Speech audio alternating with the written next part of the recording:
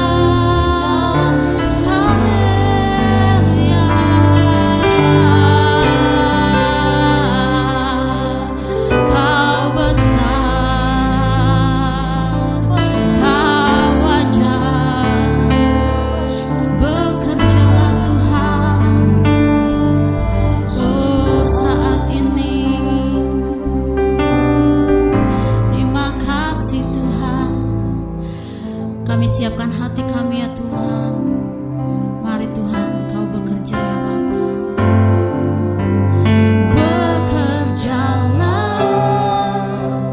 ya Roh Kudus, berkatalah lebih lagi urapanmu lewatanmu. Kaulah yang ku perlu, Kau terutama di hidupku. Kaulah yang ku perlu, ku perlu.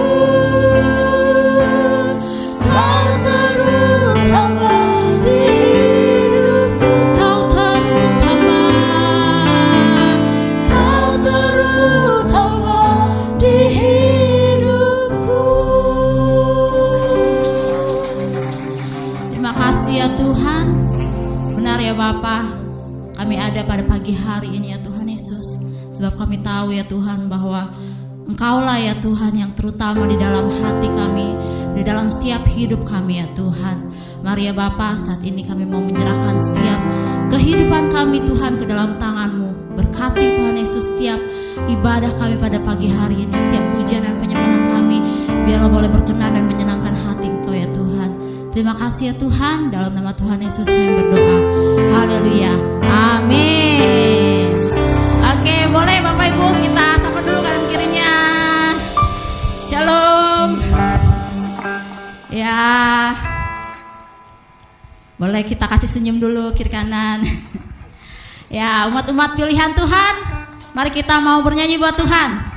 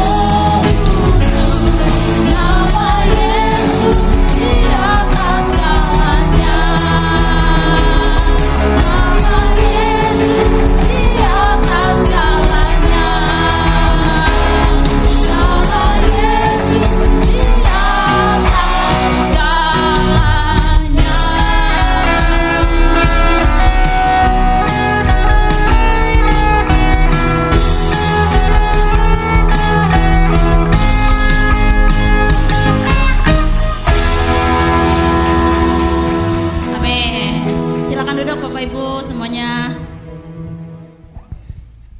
Ya, saat ini kita mau mempersiapkan hati kita.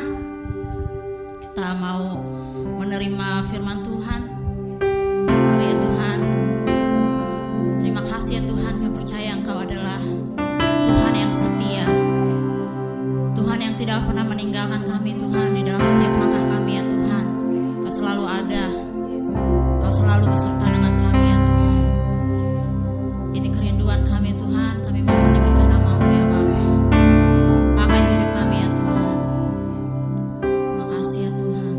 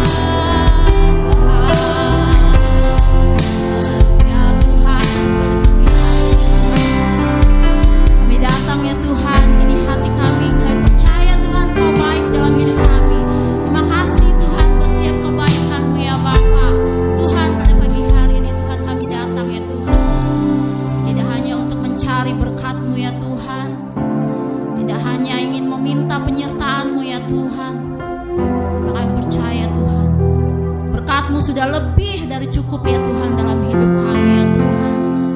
Saat ini kami membawa hati kami ya Tuhan.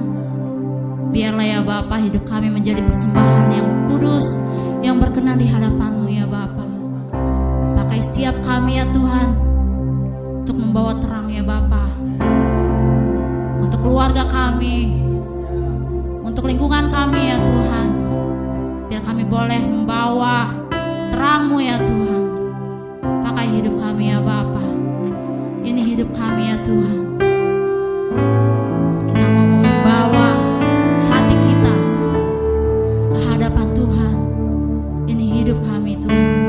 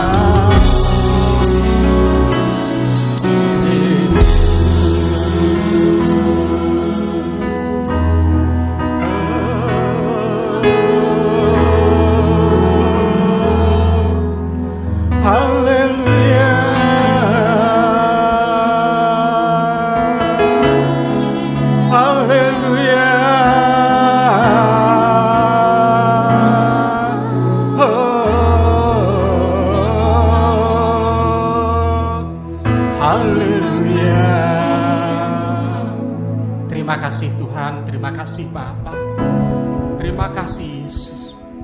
Ini hidup kami ya Bapa, ini hati kami ya Tuhan. Kami serahkan dalam tangan-Mu ya Bapa. pakai hidup kami. Pakai kami ya Tuhan sesuai kehendak rencana-Mu ya Tuhan. Terima kasih Bapa. Saudara kami rindu untuk mendengarkan firman-Mu ya Bapa. Urapi kami, jamah kami ya Tuhan. Ampuni kami, sucikan kami, kuduskan kami. Bila Engkau Allah sendiri akan berbicara kepada kami pribadi lepas pribadi ya Tuhan. Terima kasih Bapa. Hamba yang tiada arti apa-apa, penuh kelemahan kekurangan. Sembunyikan hamba di belakang salib-Mu ya Tuhan. Biarlah ya Bapa, Engkau sendiri akan memakai lidah bibir hamba-Mu ini ya Tuhan, hanya untuk menyampaikan kebenaran firman. Terima kasih Tuhan, terima kasih. Dalam nama Tuhan Yesus Kristus kami berdoa dan mengucap syukur. Yang saya diberkati Tuhan katakan amin. Silakan duduk. Jangan malah dimatiin ya. Oke. Pada pagi hari ini tema yang diberikan kepada saya adalah penuh dengan Roh Kudus, orang muda menjadi agen perubahan di gereja. Tapi di sini saya tidak mengharapkan hanya anak muda gitu lah ya. Siapapun bisa menjadi agen perubahan. Siapapun boleh dipakai Tuhan untuk membawa perubahan yang makin maju di dalam gereja. Apa sih agen perubahan itu? Agen perubahan adalah individu atau kelompok yang menjadi pelopor dan penggerak perubahan dalam suatu organisasi atau lingkungan tertentu. Jadi kalau kita mau menjadi agen perubahan, berarti kita harus menjadi penggerak atau kita menjadi pelopor. Kenapa temanya dikasih anak muda? Biasanya anak muda yang semangatnya luar biasa itu bisa menjadi pemberi semangat buat yang lainnya gitu. Tapi tidak hanya anak muda yang menjadi pelopor, tidak hanya anak muda yang bisa menjadi agen perubahan. Semua orang percaya yang sudah dipenuhi oleh Roh Kudus bisa menjadi agen perubahan. Bisa dipakai alat oleh Tuhan untuk membawa perubahan yang luar biasa di dalam gereja. Sehingga ada kegerakan yang luar biasa dalam gereja. Kalau kita mau dipakai, berarti kita membiarkan Roh Kudus itu berkarya dengan leluasa di dalam hidup kita. Kita tidak membatasi Roh Kudus. Kenapa? Roh Kudus itu rohnya yang lembut luar biasa. Dia ngasihnya itu lembut, kita tolak bisa. Tapi pada saat kita mau mengikuti apa yang dikatakan oleh Roh Kudus, apa yang dikehendaki oleh Allah melalui Roh Kudus, maka kita akan bisa menjadi agen perubahan. Kita akan bisa menjadi orang-orang yang membawa dampak buat gereja kita, gak hanya di gereja, di dalam lingkungan pun kita bisa. Nah sekarang bagaimana sih cara orang muda untuk bisa menjadi agen perubahan? Cara orang muda yang penuh Roh Kudus dapat menjadi agen perubahan. Kalau udah penuh Roh Kudus, ya tinggal mengobarkan Roh Kudus aja. Sekali lagi jangan memadamkan roh yang ada di dalam kita. Roh Kudus itu bisa kita padamkan. Kita nggak mau mengikuti apa yang menjadi kata Roh Kudus. Yang pertama, mengalami hubungan yang hidup dan dinamis dengan Allah. Mengalami hubungan yang hidup dan dinamis. Kalau kita penuh Roh Kudus, bagaimana hubungan kita itu dimanapun kita berada, kita bisa merasakan bagaimana ada Roh Allah yang ada diam di dalam kita itu, yang menuntun kita. Hubungan kita sehingga hubungan yang dinamis. Pada saat kita beribadah, kita pun bisa beribadah dengan sungguh-sungguh. Kita bisa masuk hadirat Tuhan dengan mudah gitu loh. Bukan ibadah ke gereja, gak bisa merasakan apa-apa, gak bisa merasakan kehadiran Allah. Tapi bagaimana kita bisa merasakan kehadiran Allah dalam hidup kita? Roh Kudus membantu orang muda, saya ganti orang percaya aja ya. Roh Kudus bisa membantu orang percaya untuk merasakan kehadiran dan kuasa Allah dalam hidup kita. Yang mendorong kita untuk lebih aktif dalam ibadah dan pelayanan. Kalau Roh Kudus itu udah ada dalam kita, Roh Kudus akan mendorong kita lebih aktif di dalam ibadah, di dalam pelayanan. Jujur saya melihat perubahan yang luar biasa di remaja. Kalau tahun lalu sebelum retreat, kalau mau nyiapin ibadah, yang kerja itu adalah kakak-kakak seniornya gitu loh. Yang nyiapin bangku, yang nyapu. Itu yang nyiapin adalah kakak-kakak seniornya. Tapi kemarin luar biasa, apalagi KKR kemarin, dia yang mempersiapkan sampai bangku diturunin supaya ruangannya lebih lega. Bangku diturunin, mereka yang nurunin. Minggu karena udah malam mereka nggak sempat naikin, Seninnya datang lagi untuk naikin bangkunya. Ada peran aktif setelah mengizinkan Roh Kudus itu ada di dalam kehidupan mereka. Demikian juga kita, kalau kita ada roh itu masih menyala-nyala dalam hidup kita, ya kita mau ibadah pun rasanya, pengennya rasanya malah merasakan sesuatu. Kalau nggak ibadah, rasanya nggak enak. Ada peran aktif di dalam kehidupan kita pada saat kita mau menjadi agen perubahan. Berarti diri kita sendiri dulu yang berubah. Pada saat kita udah berubah, kita mempunyai peran aktif di dalam pelayanan, di dalam kehidupan kerohanian kita. Kita bisa mengubah sekitar kita. Seperti pada jemaat mula-mula dalam Kisah Para Rasul pasal yang ke-2 ayat 47. Kita Rasul 2 ayat 17 mulai. Ketika mereka mendengar hal itu, hati mereka sangat terharu, lalu mereka Ketika mereka mendengar hal itu, hati mereka sangat terharu. Lalu mereka bersama bertanya kepada Petrus dan rasul-rasul yang lain, apakah yang harus kami perbuat, saudara-saudara?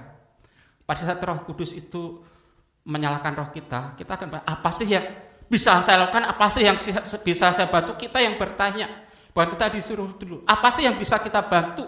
Apa sih yang bisa saya lakukan? Ya kan? Aktif, berperan aktif.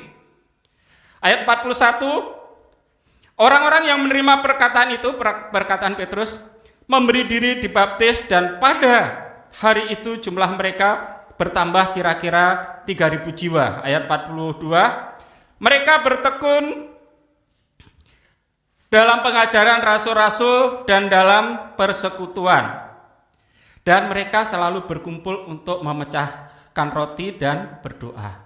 Setelah mereka menerima Roh Kudus, mereka merasakan bagaimana kasih Allah itu. Dengan kata lain, dia mengalami Tuhan di dalam hidupnya. Mereka selalu rindu untuk bersekutu. Mereka dikatakan bagaimana mereka selalu berkumpul. Berarti mereka membentuk suatu persekutuan yang luar biasa. Mereka selalu ingin berkumpul. Saya nggak tahu anak remaja, kalau apakah anak saya aja nggak tahu. Mereka suka banget kalau berkumpul, diajak kumpul gitu. Nggak hanya hari Minggu aja, bukan hari biasa, ayo kumpul. Nah, memang kadang untuk anak muda perlu pengarahan, ya. Tapi semangatnya luar biasa, tinggal ngarahin aja ya. Itu yang pertama. Yang kedua, bagaimana cara orang muda untuk menjadi yang penuh dengan Roh Kudus dan menjadi agen perubahan. Menjadi terang ke dunia. Orang muda yang penuh Roh Kudus, orang percaya yang penuh Roh Kudus dapat menjadi contoh bagi orang lain dalam hidup yang sesuai dengan kebenaran dan kasih Kristus. Memancarkan cahaya yang menginspirasi dan membawa pengaruh positif. Orang muda bisa menjadi terang dunia. Dalam Matius 5 ayat 13 dan 14 dikatakan, ayat 13, kamu adalah garam dunia. Jika garam itu menjadi tawar, dengan apakah ia diasinkan? Tidak ada lagi gunanya selain dibuang dan diinjak orang. Kita orang percaya yang sudah dipenuhi Roh Kudus adalah garam. Fungsi garam untuk apa sih? Yang pertama untuk menyedapkan masakan. Kalau menyedapkan masakan, kalau kita masak 1 panci, garamnya 1 kilo, kasinan. Kita hanya sedikit, tapi bagaimana kita bisa memberi dampak yang luas. Mungkin garamnya cuma sepucuk sendok, tapi makanan sepanci bisa berubah rasanya. Demikian juga kalau kita sudah dipenuhi Roh Kudus, kita bisa memberi dampak di sekitar kita. Kita bisa mempengaruhi apa yang menjadi kehidupan di sekitar kita. Kita bisa menjadi contoh. Kita bisa dilihat, kita menjadi surat Kristus yang terbuka. Apa yang kita lakukan, orang boleh melihat ada Allah di dalam kita. Kalau Rasul Paulus katakan, hidupku bukannya aku lagi, tetapi Kristus ada di dalam Sudahkah hidup kita itu bukannya aku lagi, bukan ego kita, bukan keakuan kita, tapi bagaimana Kristus itu yang nampak di dalam kehidupan kita. Sehingga kita boleh mempengaruhi sekitar kita. Kita bisa merubah sekitar kita. Tapi tidak hanya memberi rasa. Garam juga berfungsi sebagai pengawet. Ikan asin, pengawetnya adalah garam. Kita pun bisa membuat bagaimana kehidupan itu di dalam damai sukacita Allah itu tetap ada. Kita mungkin masuk dalam lembah kekelaman, tapi bagaimana damai sukacita itu ada di dalam hidup kita. Kita boleh, walaupun dapat ini kok, ya kelihatannya wajahnya nyantai aja gitu loh. Kenapa? Kita ditolong oleh Tuhan, ada Tuhan yang ikut membantu kita. Ayat 14. Kamu adalah terang dunia.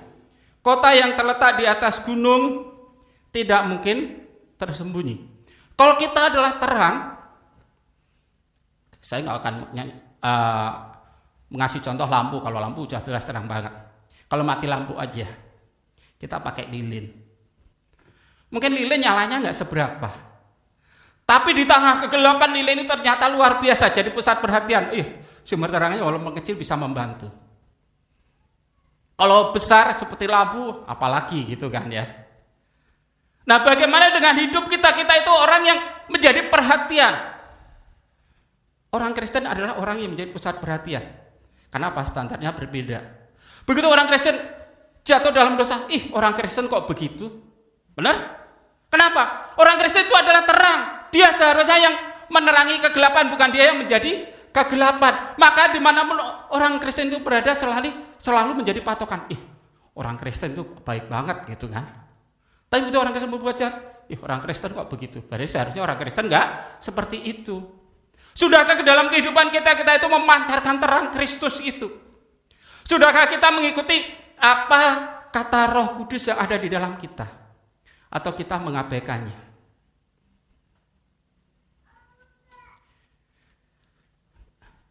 Nggak sedikit juga gereja yang katanya udah gereja, tapi kadang tidak menjadi terang. Ya kan? Gereja kok begitu? Hati-hati. Mari kita sebagai orang percaya kita menjaga terang Kristus yang ada di dalam kita. Roh yang ada di dalam kita itu tetap kita kobarkan. Yang ketiga, bagaimana cara orang muda yang penuh Roh Kudus menjadi agen perubahan? Berpartisipasi aktif dalam gereja. Orang percaya yang penuh Roh Kudus dapat dilibatkan dalam berbagai kegiatan pelayanan seperti menjadi pemimpin ibadah, guru sekolah minggu, atau terlibat dalam kegiatan penginjilan dengan pelayan yang inovatif. Kenapa dikatakan dengan inovatif? Orang yang penuh Roh Kudus, dia diberikan hikmat bagaimana sih membuat suatu pelayanan itu menjadi daya tarik, dapat menarik, misalnya kalau untuk anak muda ya, menarik generasi muda yang lain. Di sini tekanan generasi muda, karena generasi muda itu masih melihat mana sih yang menarik bagi dia. Banyak orang muda melihat lebih menarik kehidupan dunia yang ya hura-hura atau dengan kehidupan gereja yang penuh sukacita.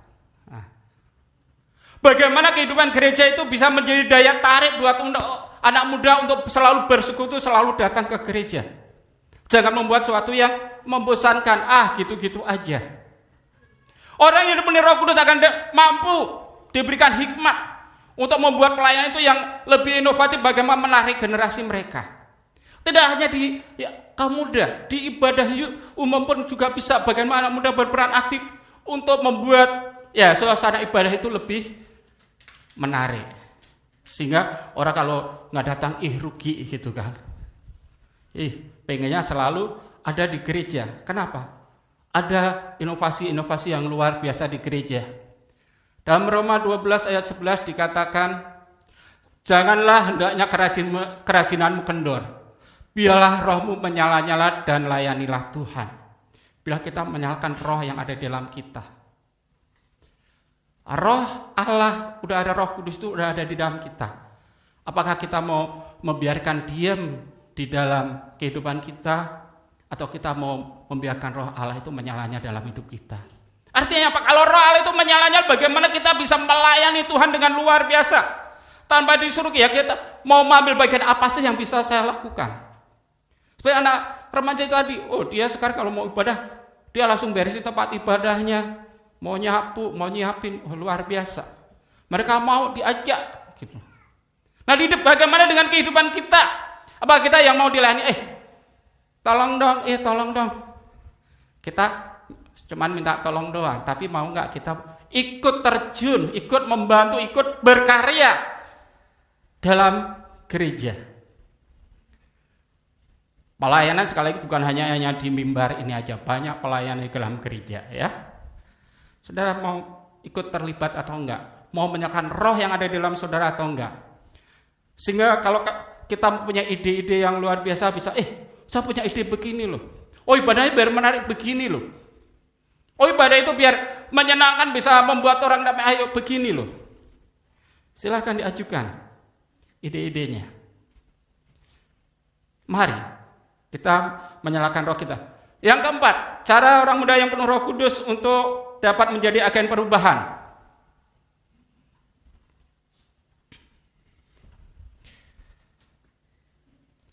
Membangun komunitas iman yang kuat dan berdaya tahan. Roh Kudus membantu orang percaya untuk membangun persekutuan dalam kerjasama dalam komunitas gereja, sehingga dapat menghadapi tantangan zaman dengan kekuatan bersama. Orang kalau bersama-sama, ya kalau jatuh ada yang menolong. Nah, 2 orang lebih baik daripada seorang diri. Kenapa? Apabila jatuh ada yang membantu. Api, kalau kita bikin api unggun, kayunya cuma 1, nyalanya susah. Tapi kalau kayunya banyak, udah menyala-nyala, ada orang yang kayunya basah, yang melempem, begitu masuk bisa langsung terbakar. Kita bisa membawa perubahan, kita bisa menolong orang yang lagi dalam kesusahan. Pada saat kita bersama-sama bersekutu membangun suatu persekutuan yang luar biasa, di situ Roh Allah akan bekerja dengan luar biasa. Sekali lagi, lidi kalau 1 mudah dipatahkan, tapi kalau banyak akan susah. Demikian juga kalau kita dalam persekutuan, kita akan saling menguatkan, kita akan saling membangun, kita akan saling menopang, kita akan saling mendoakan. Tapi kalau kita sendiri, kemarin saya ke rumah sakit, besok cucu saya, anaknya si Grace, masuk rumah sakit. Ternyata yang paling kecil itu apa? Dia suka kalau banyak orang. Begitu banyak orang, dia apa? Bisa minta turun dari tempat tidurnya, dia dorong sendiri, infusnya itu dia dorong, dia ikut ngumpul di ada ruang sebelah gitu yang buat ada meja buat ngumpul-ngumpul. Dia malah datang ke situ, dia nggak mau di tempat tidur, mau bergabung.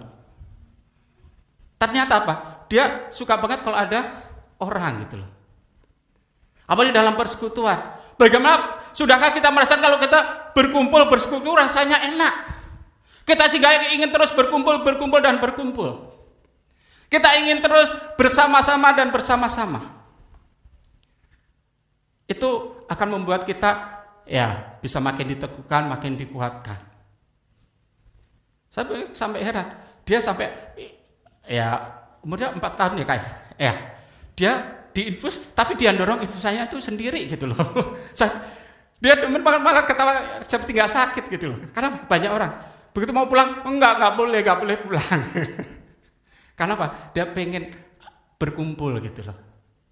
Bagaimana dengan kita? Kalau kita di gereja, kita itu seperti itu enggak? Kita senang berkumpul dengan yang lain enggak? Atau kita gereja pokoknya ke gereja aja. Ya karena saya orang Kristen, ya hari Minggu ke gereja, setelah gereja udahlah. Kali ke remaja, saya bingung. Sekarang saya kan udah kalau nggak tugas nggak ke remaja gitu kan ya. Tapi anak saya pulangnya selalu malam-malam gitu. Saya tanya, masih ngobrol sama anak-anak gitu loh. Mereka untuk pulang itu malah males. Walaupun kadang ada efeknya. Kadang udah jam 11 suruh pulang nggak mau, akhirnya besok nggak boleh ke gereja lagi sama orang tuanya. Kenapa? Mereka senang banget bersekutu gitu loh. Ya mudah-mudahan untuk pemimpinnya, seniornya bisa membimbing berkumpulnya itu bukan sekedar hahihi, tapi bagaimana tetap ada di dalam karya Tuhan, membicarakan bagaimana kasih Tuhan, saling membangun, saling menguatkan. Biarlah kita menyalakan roh itu bersama-sama. Kita membangun persekutuan. Seperti jemaat mula-mula. Dalam Kisah Para Rasul pasal 2 ayat 46 dan 47 dikatakan, dengan bersekutu dan dengan sehati mereka berkumpul tiap-tiap hari dalam bait Allah. Mereka memecahkan roti di rumah masing-masing serta bergiliran makan bersama dengan gembira dan dengan tulus hati. Ayat 47, sambil memuji Allah, dan mereka disukai semua orang. Dan tiap-tiap hari Tuhan menambahkan jumlah mereka dengan orang yang diselamatkan. Kalau ada di dalam persekutuan yang indah, benar-benar ada di dalam Tuhan, mereka bisa menarik orang bagaimana untuk sama berkumpul untuk merasakan kasih Tuhan, merasakan keselamatan dari Tuhan, menerima keselamatannya dari Tuhan. Pasal 10 ayat 24 dan 44 ini menceritakan bagaimana keluarga Cornelius, mereka bukan orang Yahudi, tapi bagaimana mereka merasakan kasih Allah, sehingga Allah boleh memberi penglihatan kepada Cornelius untuk memanggil Paulus datang. Setelah datang, Paulus memberitakan firman Tuhan. Pada saat Paulus memberitakan firman Tuhan, mereka dilawat oleh Tuhan. Mereka mendapat baptisan Roh Kudus. Kenapa? Mereka rindu berkumpul. Bahkan Cornelius mengajak seluruh keluarganya, seluruh kaumnya berkumpul untuk menerangkan firman Tuhan. Bukan hanya keluarganya, tapi dikatakan seluruh kaumnya. Sehingga kita pada saat kita berkumpul di dalam Tuhan, orang juga melihat, enak loh. Oke. Itu adalah bagaimana kita di dalam persekutuan itu kita bisa membangun hubungan yang luar biasa. Guru sekolah minggu juga gitu, kalau udah selesai pelayanan, kadang mereka nggak langsung pulang. Mereka bisa sharing, bisa ngobrol, bisa menceritakan sesuatu. Ya, anak-anaknya udah pulang, guru-gurunya masih di sini gitu loh. Nah, itu ada suatu persekutuan. Ya, kalau boleh dibilang komsel nggak resmi gitu kan. Kenapa? Kadang mereka juga sharing, apa sih pengalamannya, apa sih ini. Itu adalah persekutuan yang indah di dalam Tuhan. Yang kelima, cara orang muda yang penuh Roh Kudus untuk dapat menjadi agen perubahan. Yang kelima adalah menjadi contoh dalam hidup yang sesuai dengan ajaran Kristus. Orang percaya yang penuh Roh Kudus dapat menjadi teladan dalam hal perilaku, etika, dan karakter, sehingga dapat menginspirasi orang lain untuk hidup sesuai dengan ajaran Kristus. Kalau di dalam 1 Timotius 4 ayat 11 dikatakan, ini karena ini orang muda, sambil ayat itu orang muda ya. Janganlah seorang pun menganggap engkau rendah karena engkau muda. Jadilah teladan bagi orang percaya dalam perbuatanmu, dalam tingkah lakumu, dalam kasihmu, dalam kesetiaanmu, dan dalam kesucianmu. Sebenarnya ini nggak hanya untuk orang muda aja, untuk kita semua. Biar kita boleh menjadi teladan dalam perbuatan kita. Apa yang kita lakukan, kita mencerminkan Kristus yang ada di dalam kita. Apa yang kita katakan, itu mencerminkan ada Kristus yang ada di dalam kita. Jadi teladan dalam tingkah laku, dalam kasihmu. Bagaimana kita mengasihi Tuhan dan sesama. Bagaimana kita mengimpartasikan kasih Tuhan yang sudah kita rasakan itu kepada sekitar kita. Dalam kesetiaanmu. Apa kita setia dalam pengiringan kita kepada Tuhan. Dan dalam kesucianmu. Engkau anak muda, jaga kesucianmu. Biar kesucianmu itu dipersembahkan untuk Tuhan.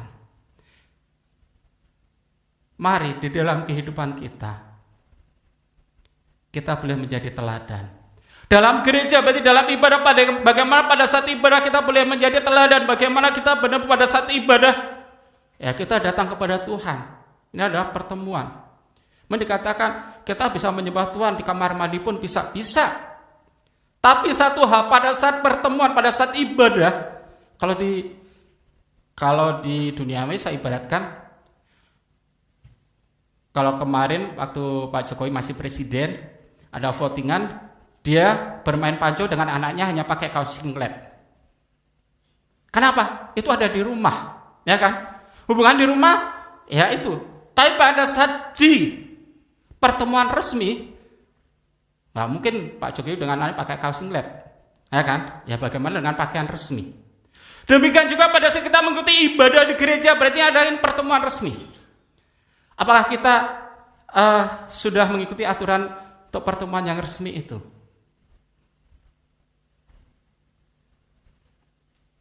Contohnya, ya bagaimana pada saat kita datang. Kalau kita mau ketemu Pak Presiden, Pak Bupati aja, biasanya datang duluan bupatinya atau orang-orang yang lain, orang lainnya dulu. Nggak bupatinya yang nunggu, tapi bupatinya yang ditunggu. Di dalam ibadah, siapa yang menunggu? Kita atau Tuhan Yesus? Jawablah sendiri, ya. Kemudian sikap kita pada saat ibadah, bagaimana kita beribadah? Kalau kita berteman dengan orang penting, jujur kalau saya rapat di sekolah, kalau ada yang main HP aja, letakkan. Nah, kalau kita di gereja, jawab sendirilah, saya nggak mau ngomong ya. Pada saat pertemuan resmi, bagaimana hubungan kita dengan Tuhan itu juga harus resmi. Oh, kita bisa di rumah mungkin, karena saya dengan Bapak kita ngobrolnya ya santai aja, silahkan. Tapi bagaimana pada saat pertemuan resmi kita juga harus pakai datang resmi. Karena kita bahkan di kamar mandi pun bisa menyembah Tuhan. Bisa, hati kita tetap menyembah Tuhan, bisa. Di jalan pun kita bisa menyembah Tuhan, bisa. Tapi saat pertemuan marilah kita juga menghormati Tuhan. Yang Dia adalah Raja segala raja, Dia. Nah, itu adalah bagaimana kita boleh menjadi agen perubahan. Kita ya harus bagaimana menunjukkan bahwa Tuhan itu ada dalam kita, roh Allah itu ada di dalam kita. Jadi catatan, Roh Kudus tidak hanya bekerja memberikan karunia rohani, tetapi juga membantu orang percaya untuk memahami dan menghidupi ajaran Kristus secara lebih dalam. Jadi Roh Kudus itu tidak hanya memberi karunia. Yang orang yang punya karunia berarti nggak ada Roh Kudus, bukan hanya selalu itu. Tapi bagaimana orang yang penuh Roh Kudus itu bagaimana dia menghidupi firman Allah itu di dalam kehidupannya, sehingga firman Allah boleh menjadi rema di dalam kehidupannya, yaitu firman yang menjadi nyata. Apa yang diinginkan oleh Tuhan itu yang dilakukannya. Apa itu juga termasuk karunia untuk melakukan firman Tuhan, terserah. Tapi jangan memandang karunia yang itu. Karena apa? Karena karunia orang memandang yang wah-wah aja. Karunia bernubuat, karunia berbahasa roh, karunia tapi bagaimana di dalam kehidupannya Roh Kudus juga boleh menuntun kehidupannya secara pribadi. Membantu orang untuk memahami dan menghidupi ajaran Kristus. Bagaimana apa menjadi firman Tuhan itu yang dihidupi. Nenek saya dulu waktu masih ada, dia tiap melakukan sesuatu dalam nama Yesus. Mau ngangkat nasi dari dandang aja dalam nama Yesus. Dalam kehidupan kita, sudahkah kita menghidupi firman Tuhan itu? Bagaimana kita bisa menghidupi firman Tuhan itu di dalam kehidupan kita? Sudahkah kita menghidupi firman Tuhan itu? Kali saya pada nenek saya itu kadang luar biasa gitu loh. Apa dalam nama Yesus, dalam nama Yesus. Dia menyerahkan pada Tuhan. Yang kedua, penting bagi gereja untuk mendukung dan memberdayakan orang muda agar dapat menjadi agen perubahan yang efektif. Mari kita dukung anak-anak muda yang mereka berkreasi. Mungkin mereka buat acara, contohnya mereka kayak KKR, kita dukung dalam doa, ada yang hadir untuk membantu. Itulah bentuk dukungan, salah satu bentuk dukungan.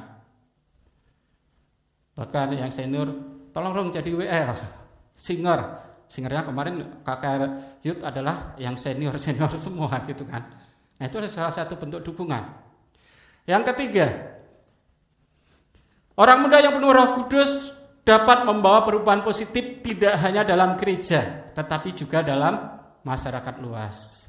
Jadi kita, sekali lagi saya bilang, orang percaya yang penuh Roh Kudus dapat membawa perubahan positif tidak hanya dalam gereja tetapi di dalam masyarakat luas. Bagaimana kehidupan kita di masyarakat, kita juga menjadi, sekali lagi, Alkitab yang terbuka.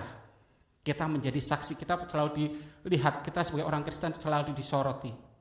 Bagaimana apakah hidup kita itu sudah memancarkan Kristus yang ada di dalam kita, atau kita memancarkan hal yang lain.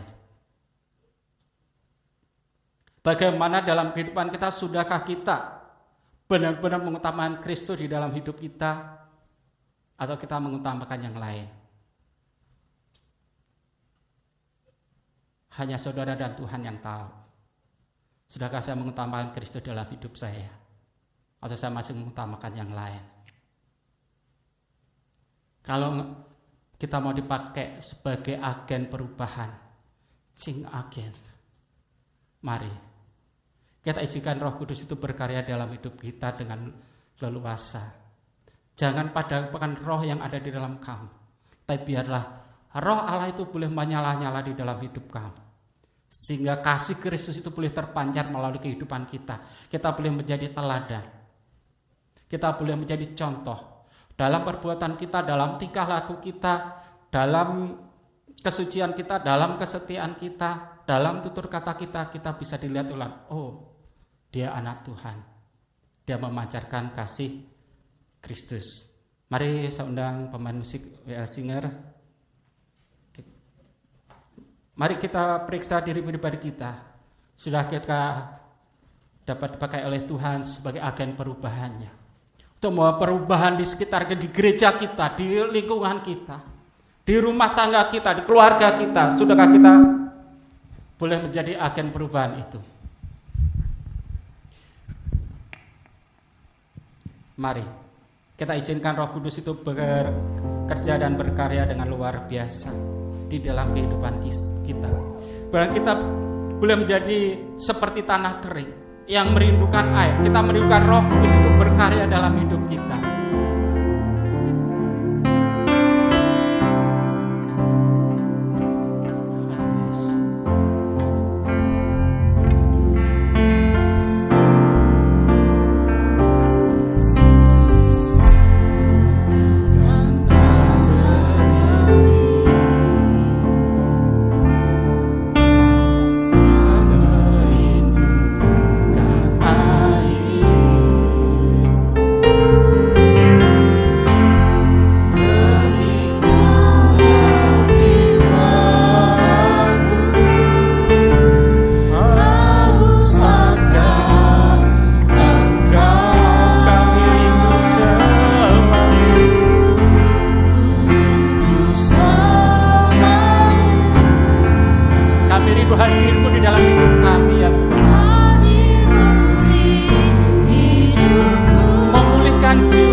Dan menghapus air mata kami, ya Tuhan.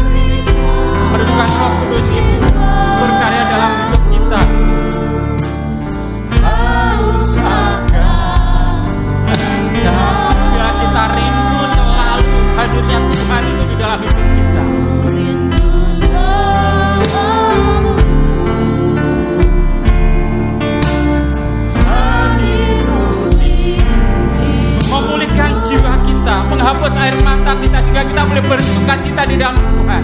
Kita menjadi saksi Tuhan.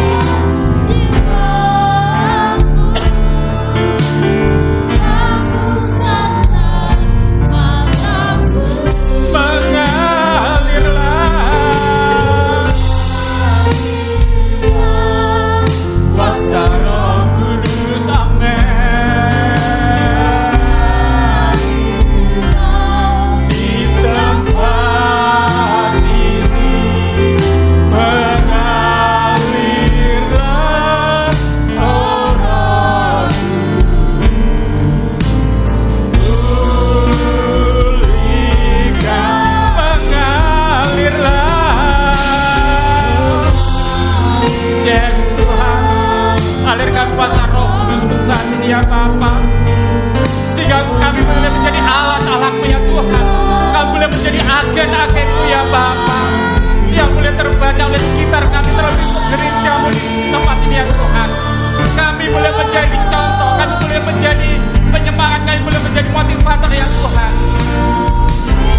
Oh, mengalirlah.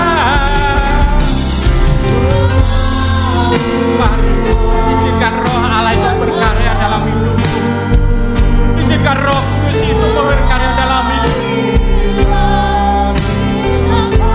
Ya la la la la la la.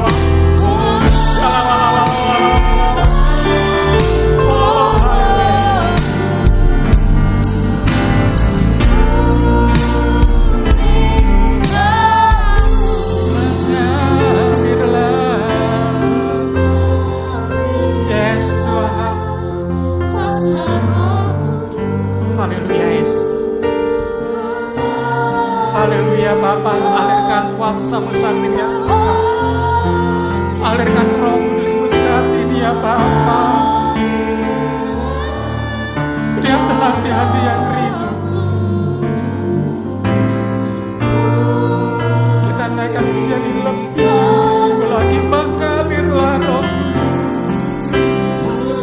Yes Tuhan. Alirkan ya Bapa. Lihat hati-hati yang rindu ya Tuhan. Hati-hati rindu yang menjadi alat-alat-Mu ya Bapa. Ya Roh Kudus boleh berkarya saat ini ya Tuhan. Engkau lawas siapa hati-hati yang rindu ya Tuhan. Engkau pakai sebagai alat-Mu ya Tuhan.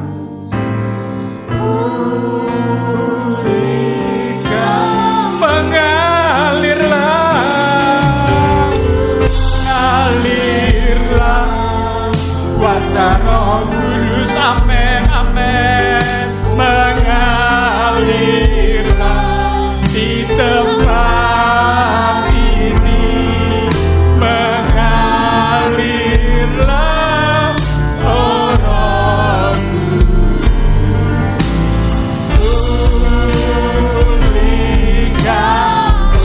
Pulihkan kami.